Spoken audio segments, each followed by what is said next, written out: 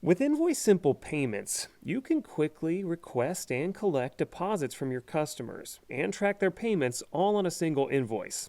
Let's see how it works. In order to use this feature, you'll need to have enabled payments for your account, which you can do from the Payments tab of your Invoice Simple app. With payments enabled, you'll see a convenient drop-down menu, which allows you to request a deposit on your invoice anywhere from 10 to 50% in increments of 10. When you select an amount, the balance due on your invoice will be updated to reflect that percentage.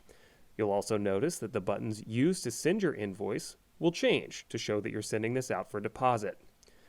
One last change you'll notice is once sent, your invoice's outstanding balance will reflect the deposit amount due, not the full balance of the invoice.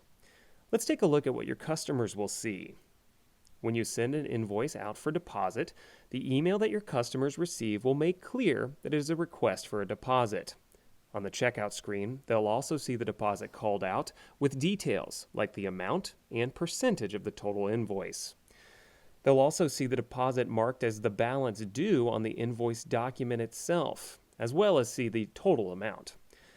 When the deposit has been paid, you'll see the balance due updated for the invoice in your invoice index and on the document itself. To collect the remaining balance, simply send the invoice again as you normally would. For more details on deposits, visit help.invoicesimple.com.